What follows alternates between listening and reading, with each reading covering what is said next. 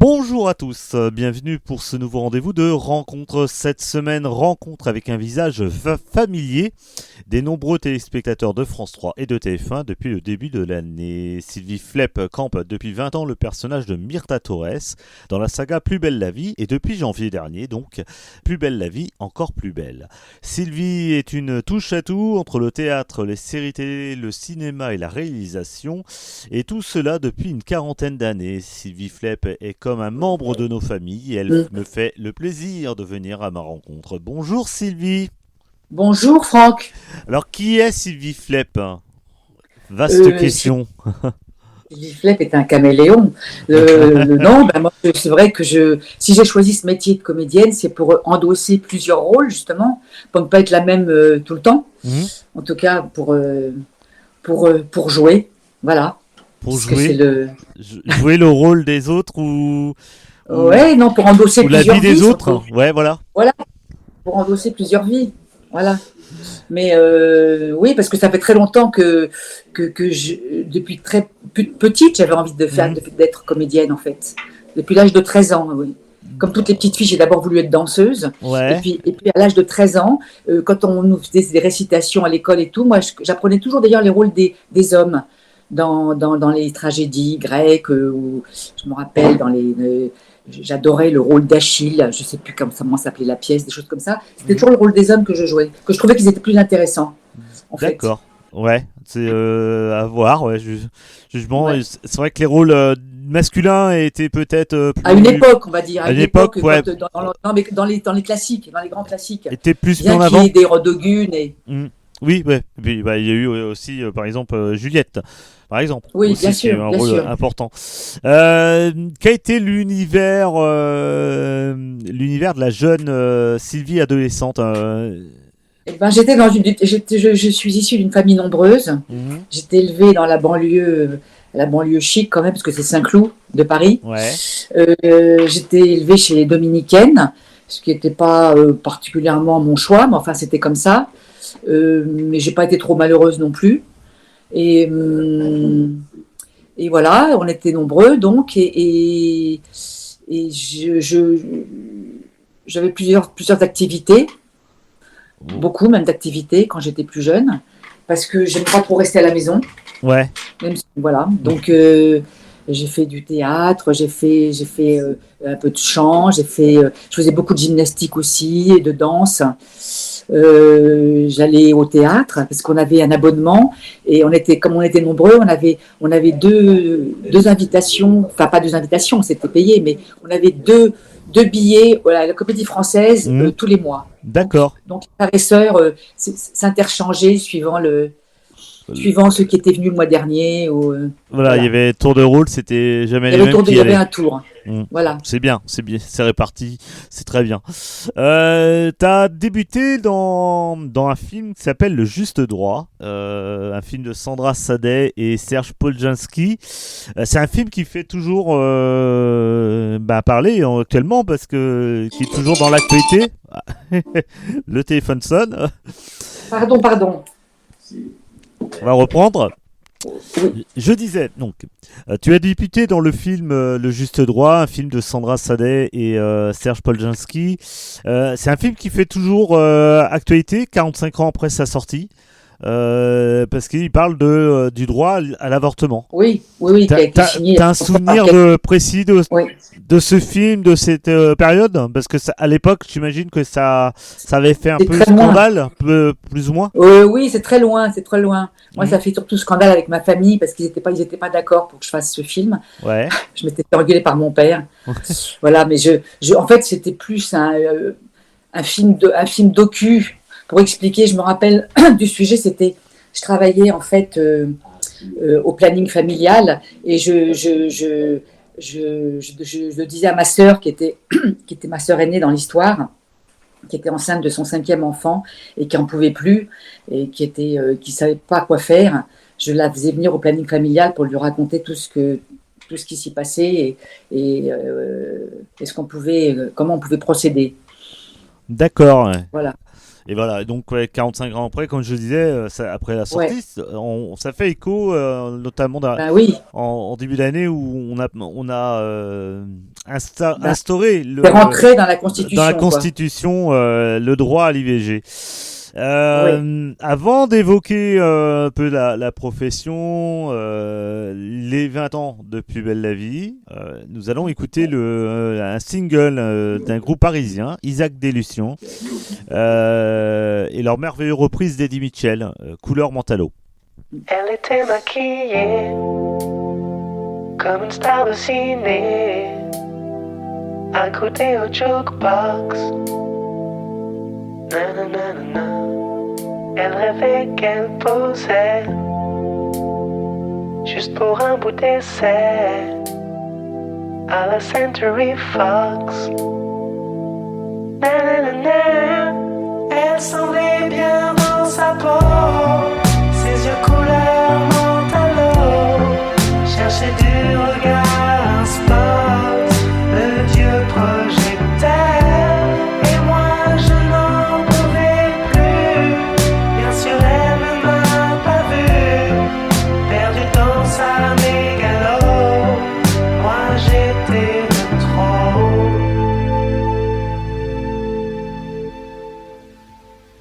Elle marchait comme un chat qui méprise sa proie, ou frôlant le flipper. Nanana. La chanson qui couvrait tous les mots qu'elle mimait semblait briser son cœur. Nanana. Elle en faisait un peu trop, la fille aux yeux mentalo. Hollywood est dans sa tête, toute seule elle répète son entrée dans un studio, décor couleur mentalo, perdu dans sa mégalo, moi je suis de trop.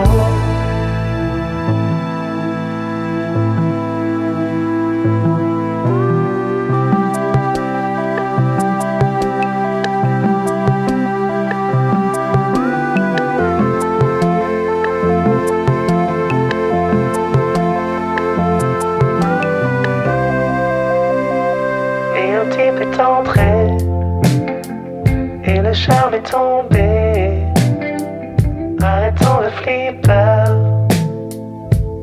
Nanana. Ses yeux noirs ont lancé de l'agressivité sur le pauvre jukebox. Nanana. La fille aux yeux mentalo arrangeait sa mégalo et ses sourires aux yeux noirs, couleur de trottoir. Et moi je n'en pouvais plus, elle n'en a jamais rien su, la plus jolie des mythos, couleur mentalo.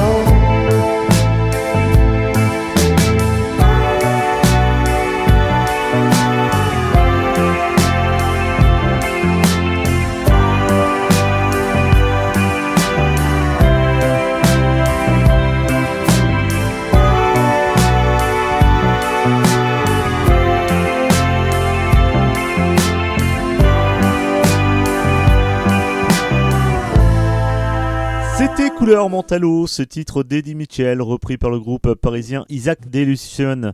Isaac Delusion sera d'ailleurs en concert à la Nouvelle Vague à Saint-Malo dans le cadre du festival Baiser Volé le 27 septembre.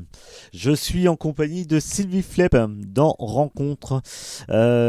Sylvie, c'est un métier qui est très usant physiquement et à la fois physiquement et psychologiquement. Comment on réussit à tenir dans le temps avec ce métier? Oui, il faut s'atteler parce qu'en fait, évidemment, tout le monde ne devient pas star. Donc, il faut en tout cas avoir des projets et il ne faut pas attendre que le téléphone sonne. Il faut se dire, je vais aussi me bouger pour aller chercher chercher du travail, c'est-à-dire faire des choses que j'aime. Donc, si on a aimé un livre, ou si on a des velléités d'écriture, il faut s'essayer pour pouvoir éventuellement monter un spectacle au théâtre, au café-théâtre, ou essayer de faire un film. Aujourd'hui, d'ailleurs, avec la vidéo, c'est beaucoup plus facile que moi quand j'étais jeune, parce que tout se faisait avec du film, avec du 16 ou du 35, avec de la péloche. Donc voilà. Mais aujourd'hui, c'est beaucoup plus facile. La preuve, c'est que regarde, sur les réseaux sociaux, on voit bien que tout le monde peut faire ce qu'il veut. Oui, ouais. Voilà. Donc en tout cas, c'est plus facile à notre époque de se dire je vais me lancer et je vais essayer d'exister. D'accord. Voilà. Je disais donc oui, physiquement également c'est difficile parce que c'est des très longues journées parfois et des grands moments d'attente, hein, c'est ça? Oui, alors c'était des grands moments d'attente avant, Ouais. quand vous êtes au cinéma ou quand on est même à la télé, toujours quand c'était du film. Mais maintenant, avec la vidéo, ça va très vite. Ça va très vite et les moments d'attente, c'est quand c'est pas votre tour parce que c'est une scène dans laquelle vous n'y êtes pas. Mais je trouve que les séquences vont beaucoup plus vite qu'avant. Il y a moins Ce qu'il faut, c'est une bonne mémoire aujourd'hui et bien apprendre le texte. Et bien apprendre le texte, Voilà. bien travailler Faut sa pas mémoire. faire attendre tout le monde. Voilà. Il y a des petites astuces pour bien travailler sa mémoire d'ailleurs quand vous êtes comédien, ou quand vous apprenez le métier d'ailleurs. Je sais pas, moi j'ai pas de truc. Non. J'ai pas de truc particulier. Je sais que si, enfin, quand les choses sont claires, ça s'apprend plus facilement. Ouais. Moi, je me rappelle, j'étais plus jeune dans l'école où j'ai été élevée, donc chez les bonnes sœurs, il fallait apprendre des textes en latin. Il fallait réciter du latin. Moi, quelquefois, j'apprenais des choses que je comprenais pas, et ça, c'était très compliqué. Moi, je me rappelle de l'Énéide. C'est terrible. Arma dirumque cano, et c'est tout ce dont je me souviens. Hein. D'accord. Il faut comprendre faut comprendre ce qu'on doit dire, et si on comprend ce qu'on doit dire, ça rentre. Oui, ouais. Et du coup, un texte, il n'y a pas de durée à peu près. En temps, ça dépend de la longueur du texte, j'imagine. Pour l'apprendre, c'est ça dépend vraiment moi, je trouve que ça dépend du texte. Il y a des textes qui sont difficiles à apprendre, d'autres qui s'apprennent facilement, qui coulent de source. Les choses trop bavardes sont quelquefois dures à apprendre parce que quand il y a trop, c'est pas. Les longs monologues sont compliqués, du coup, peut-être. Les longs monologues, oui, bien que les monologues, je veux vous raconter, dans les films, il n'y en a pas tant que ça, surtout au théâtre. Oui, ça peut arriver au théâtre. Voilà. Souvent, si c'est bien écrit, normalement, ça rentre. Depuis 2004, tu endosses le rôle de la dynamique et pétillante Myrtha Torres dans ce qui est la plus longue série télévisée française actuellement. Dans le temps. Comment tu vis au quotidien avec ce personnage? Est-ce que le personnage n'a pas pris plus sur Sylvie Flep ou tu as réussi à bien cloisonner entre le personnage et toi? Oui, non, j'ai jamais eu de problème là. Je suis jamais devenue ce que je jouais parce que je sais séparer la vraie vie de la scène. Mais non, je me suis jamais pris pour Myrtha Torres, même si je pense qu'on a piqué beaucoup de moi dans l'écriture de Myrtha Torres. Voilà. Mais en même temps, je ne suis pas Myrtha Torres. Hein. Elle dit quelquefois des choses, je ne suis pas forcément tout le temps d'accord avec elle. D'accord. Même si elle a un dynamisme que je peux avoir aussi, parce que je ne suis pas particulièrement mollassonne. Voilà. Mais c'est plus dans l'attitude que dans ce qu'elle pense. Il y a des choses, je suis d'accord, mais pas forcément. Je ne suis pas forcément en totale communion avec le rôle. Avec le rôle, avec le personnage. Oui, avec les personnages. Voilà, ça dépend des histoires, ça dépend de tout ça. Après, elle a un côté très sûr d'elle. Tu l'as aussi, j'imagine, quand même. Non, pas forcément. Non, moi je doute beaucoup. Tu doutes beaucoup? Non, pour ça je suis pas du tout Myrtha. Ouais. Non. Moi j'ai besoin d'être rassurée. Je peux foncer. Hein. J'ai un peu les deux, j'ai un peu la chose et son contraire, on va dire. Mais je suis pas tout le temps sûr de moi, loin de là. D'accord. Elle campe, elle est un peu la tête pensante aussi d'un duo avec Yolande. Vous Avec, parlez un bah, peu avec Yolande, ouais, oui, on c'était va le dire qu'on est personnage. très différentes. Pas l'actrice, je veux dire, qu'on peut citer. Oui, avec, oui, bien sûr, Elisabeth Comelin qui joue Yolande. Mhm. Ben, c'est un peu, on est un peu les deux clowns, hein, les deux faces du clown, hein. Il y a le clown blanc et l'autre. Ouais. Et en fait, elle, c'est une ex-baba cool, effectivement, qui est restée un petit peu, je dirais pas dans l'enfance, mais enfin, elle prend pas beaucoup de, elle a absolument pas Elle comment est, je pourrais dire ça? a pas Comment forcément je les pourrais dire pieds ça? sur terre, hein, un peu, hein. Elle n'a pas les pieds sur terre et surtout elle ne veut pas les avoir. Ouais, Elle, ça, ouais. ça l'arrange, on va dire que Mhm. ça l'arrange. Donc il faut bien que moi je redresse un peu la barre de temps en temps. Donc voilà, donc ça me force à avoir une vraie colonne vertébrale. Voilà, Voilà. ouais. Donc, dans Parce que Plus belle la vie, tu as été l'emblématique patronne du Select, l'hôtel oui, dans le quartier du Mistral. Dans Plus belle la vie, encore plus belle, tu travailles pour un foyer de jeunes, hein. C'est un autre, alors ça reste oui, un hébergement, mais structure d'hébergement, oui, mais mais c'est plus un le peu même public. différent parce que d'abord j'ai beaucoup à faire avec les jeunes. Mhm. Je joue beaucoup avec eux et c'est très sympathique. D'ailleurs j'aime bien. Et puis le décor est différent. Euh, oui, ça change de l'hôtel, hein, même si. Alors, par contre, je trouve je ne sors pas assez. On ne me fait Ouais, pas assez sortir. Parce que quand même, je suis toujours du même quartier. Je vais pas beaucoup souvent, je vais pas souvent au café de la place. Et ça, je sais pas, c'est un choix un choix de ceux qui écrivent, hein, des auteurs. Mais bon, là, je vais avoir bientôt un fiancé, donc ça va peut-être un peu, on va peut-être un peu me sortir. oui, un petit peu, Voilà. sortir du foyer. Je vais être un petit peu moins poussiéreuse. Ouais. Voilà, ça c'est la petite info de l'interview. Attention, Myrtha va rencontrer l'amour. Qu'est-ce que je veux dire j'ai perdu moi mon fil. Du coup, euh, comment toi t'as vécu personnellement la fin de cette de France 3 en fait Cette aventure, ouais, c'est eh ben, je l'ai de cette vécue. première aventure. Alors, ouais. D'abord, ce qui m'amuse, c'est que au début, quand je suis partie dans cette aventure, Mhm. on m'avait dit que ça durerait 6 mois à un an, et moi, je me disais dans ma tête, pourvu que ça dure que 6 mois, parce que un an loin de Paris, je pourrais pas, ce serait trop Ah dur. oui. Et même si j'adore voyager, que je suis aussi bretonne de cœur parce que c'est là que je passe mes vacances, mais j'aime bien la vie, ce qui se passe à Paris. Bref, ça dure depuis 20 ans et j'y suis toujours. Donc, moi, en fait, quand on m'a rappelé pour me dire que ça reprenait, j'étais très étonnée. J'ai cru que c'était une blague. Un J'ai pas fake news. cru, d'abord. J'ai pas cru. Puis en fait, si, ça s'avérait être vrai. Donc, Mhm. voilà. Mais c'est vrai que c'est rare quand même ce genre de choses, non? Bah, Très rare. alors déjà en série française, ça doit être la première fois, hein, très certainement. Et Ouais. c'est vrai que oui, oui, voilà, ouais, une fin aussi surprenante. Tu m'avais expliqué une fois que on sentait le venir avec le rachat Oui, de Plus belle la vie par on TF1. oui, en 2015, il y a eu un rachat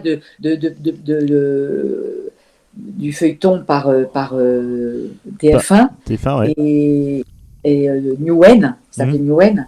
Et là, ça a commencé déjà, on sentait je sais pas, on a quand même duré encore presque 4 ans, non? 4 ans, Bah 2015, un peu plus, 5 ans. presque 7 ans, ouais, presque Ouais, ouais.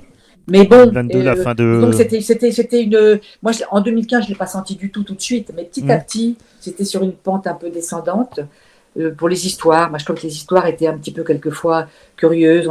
Les personnages ne gardaient pas leur ADN, Ouais, donc c'était curieux. Voilà. Moi, d'accord, ouais. quelquefois, je faisais pas des choses qui n'étaient pas Myrtha Mhm. pour moi, mais pour d'autres aussi. Voilà. Et puis à la fin, la fin aussi, bon, c'était sympathique, mais tous ces mariages, tout ça, c'était un petit peu une fin à la Molière. Voilà, il fallait que ça se termine bien. Mais c'était curieux quand même. Avec des happy end au milieu Voilà. des En drames veux-tu, en voilà, aussi. c'était un Voilà. festival. Ouais. On va revenir sur la carrière plus globale d'ailleurs. Quelle a été ta plus belle expérience dans ta carrière? Ma plus belle expérience, bon, j'en ai eu quand même quelques-unes, hein. Mhm. D'abord, j'ai adoré jouer au théâtre sur des belles scènes et de voir des salles pleines. Ça, c'est vraiment. Parce que moi, j'ai démarré donc vraiment avec des choses toutes simples, là, au café-théâtre. C'était quelquefois difficile. On s'occupait de tout. Euh, on était à la fois costumier, décorateur, voilà, au début. Avec des belles, je vais un peu tout raconter là, mais Ouais. avec des belles aventures. Par exemple, moi, quand j'ai joué un café-théâtre au Bec Fin, une pièce qui s'appelait Pinter Co, avec un garçon qui s'appelait Jean-Michel Dagory, qui avait fait HEC et qui était comédien après, qui avait ramené des textes du festival d'Édimbourg, je crois, en fait. On a joué ça au Bec Fin pendant presque un an, et en fait, il y avait la queue. Moi, j'en revenais pas, alors qu'on était deux inconnus. Et d'ailleurs, au bout d'un an, moi, j'en avais marre, je voulais faire autre chose. Mais je ne me rendais pas compte de la chance qu'on avait. Parce qu'après, j'ai joué aussi dans des salles qui étaient plus vides. Et puis, donc, j'étais très heureuse quand j'ai été engagée par Bernard Murat sur des pièces où il y avait du monde, avec des grands acteurs, comme Jean Poiret, Arditi, Françoise Fabian. Enfin, il a fait jouer un tas de. Donc, c'était très agréable. Ouais. Et puis, j'ai beaucoup aimé aussi, c'est faire mes propres. Quand j'ai commencé aussi, j'ai commencé à écrire pour un court métrage et que j'ai été récompensée et que j'en ai fait d'autres après et tous ils ont été un peu reconnus, ça m'a fait plaisir, mais j'ai jamais réussi à faire mon long métrage. De Ça, long c'est métrage, par contre- ouais. Ouais. Peut-être Voilà. Et c'est prochainement. de plus en plus difficile. Ouais. Hein? Je disais peut-être prochainement, dans un futur proche, on ne sait jamais. Prochainement, oui, mais enfin, il faudrait que je sois plus affamée, Ouais. parce que je suis trop gaie là, travaillant quand même un peu régulièrement. C'est sûr que je suis moins assidue. Mhm.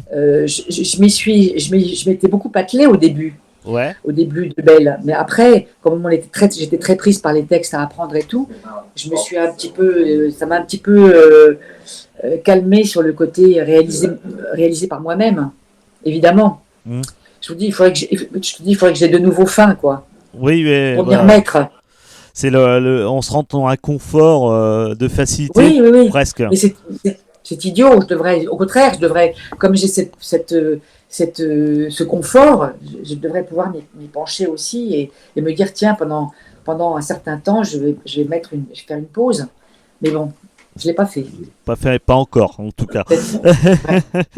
Avant de se quitter, Myrtha, on va dresser ton portrait chinois, culturel plutôt. Quel a été ton livre préféré? Bon, c'est dur de dire un seul livre, il y en a eu plusieurs, mais il y en a un qui m'a beaucoup marqué, de Jack London, qui est Martin Eden. Martin C'est un Eden. Que j'ai adoré lire et que vraiment, d'ailleurs, j'adore l'auteur parce que je trouve qu'il est d'une richesse et d'une force et d'un courage. Voilà, j'aime beaucoup Jack London. Voilà. Alors, j'ai adoré aussi un livre, mais je vais le citer quand même parce que c'est un livre que j'ai adoré, mais que j'ai jamais fini. Mhm. Donc, on va me dire que c'est curieux, parce que à partir d'un certain, c'est un livre d'Albert Cohen qui est donc Belle du Seigneur. Quand elle a commencé, c'est sur l'amour, donc, mais l'amour qui monte et qui descend. Et quand il est descendu trop, j'ai arrêté. Parce que ça m'avait tellement peiné, je me suis dit, c'est pas possible. C'est pas possible qu'on puisse monter si haut et redescendre si bas. Ouais. Voilà. Bah oui. Et Pourtant, ça existe. Voilà, ouais, ça existe. Pourtant, ça existe. Voilà. Malheureusement. Donc, je ne connais pas d'ailleurs. Pardon, j'ai pas. Je ne connais pas la fin de Belle du Seigneur. Oui, du coup, voilà. J'ai pas voulu lire la fin. Voilà. Ouais, t'arriveras Il y a peut-être ça, à. puis voilà, ces deux livres-là m'ont quand même assez marqué. Mhm. Puis d'autres, évidemment, mais bon, je ne peux pas tout citer. Quel a été ton film préféré? C'est pareil, il n'y en a pas qu'un non plus. Hein. J'ai le droit d'en citer au moins. Allez, deux. Je t'en accorde deux. Allez, deux, Et ouais. puis, on verra peut-être un Ouais, quand pêle-mêle j'étais- après. Voilà, quand j'étais jeune, c'est toujours aussi là quand j'ai commencé ce métier, que j'allais beaucoup à la cinémathèque et tout ça. Donc, je voyais des vieux films et tout. C'est Pandora, que j'ai adoré, avec Ava Gardner et James Mason. Ça m'a fait partir dans les étoiles. Dans les étoiles Une rêvées. histoire tellement romanesque. Voilà, et puis il y a aussi un autre film que j'ai beaucoup aimé, c'est les Moissons du ciel. Mhm. Je ne sais pas si c'est Chimino, je ne sais plus qui, je crois que c'est Mhm. Chimino, mais je ne suis pas sûre. Je suis pas sûre. On verra ça. Voilà. que j'ai que j'ai beaucoup aimé en tout cas. D'accord. Mm. On va terminer avec ta chanson préférée. Alors, ma chanson préférée, pareil, il y en a plusieurs. J'ai le droit d'en dire 3. Allez, vas-y, Non. 3. Je t'offre 3. Alors, il y en a une que j'adore, c'est J'ai tout mon temps de Feu Chatterton. De Feu Chatterton, Je sais pas d'accord. pourquoi cette chanson me bouleverse. J'ai tout mon temps de Feu Chatterton. Il y a Barbara Pravi, Voilà, voilà, bon, qui est plus Mhm. récente. Et puis une toute petite chanson minuscule des Doors qui s'appelle Love Street, qui est très courte et qui me touche aussi terriblement. D'accord, Voilà. la rue de Et, tous- la rue de et ces l'amour. trois chanteurs, c'est surtout, c'est ce qui, c'est peut-être la chanson elle-même, mais c'est aussi la voix. C'est la voix qui Ouais. me touche. Ah oui, les voix sont importantes de toute façon Ouais. dans la chanson, c'est sûr. Voilà. Et c'est vrai que la voix de Jim Morrison était particulière quand même. Hein. Ouais. Voilà, elle est partie beaucoup trop vite, Et- cette voix. Ouais. Eh Ouais. ben, merci beaucoup. Merci infiniment, Sylvie, de Bah, m'avoir... voilà, écoute, merci à toi. Merci, Mhm. merci pour cette petite invitation sympathique. Bah ouais, merci d'avoir donc accepté cette rencontre. C'était rencontre avec Sylvie Flep. On va se quitter avec une de tes chansons préférées, du coup. Voilà, voilà, de Barbara Pravi. Belle journée, au revoir. Au revoir. Au Merci. revoir. Allez, belle journée à tous. Ciao. Écoutez-moi, moi la chanteuse à demi.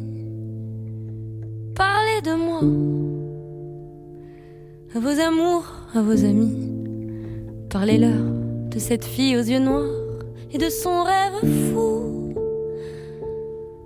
Moi ce que je veux, c'est écrire des histoires qui arrivent jusqu'à vous. C'est tout. Voilà, voilà, voilà, voilà qui je suis. Me voilà même si, mise à nu j'ai peur, oui. Me voilà dans le bruit et dans le silence. Regardez-moi, ou du moins ce qu'il en reste. Regardez-moi, avant que je me déteste.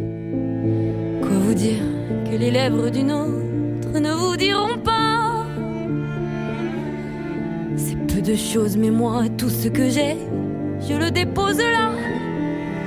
Voilà, voilà, voilà, voilà, voilà qui je suis. Me voilà même si, mise à nu c'est fini. C'est ma gueule, c'est mon cri. Me voilà, tant pis. Voilà, voilà, voilà, voilà, juste ici, moi, mon rêve, mon envie. Comme j'en crève, comme j'en ris, me voilà dans le bruit et dans le silence. Ne partez pas, je vous en supplie, restez longtemps. Ça me sauvera peut-être pas, non. Mais faire sans vous, je sais pas comment. Aimez-moi comme on aime un ami qui s'en va pour toujours. Je veux qu'on m'aime parce que moi je sais pas bien aimer mes contours. Voilà, voilà, voilà, voilà qui je suis. Me voilà même si mise à nu c'est fini.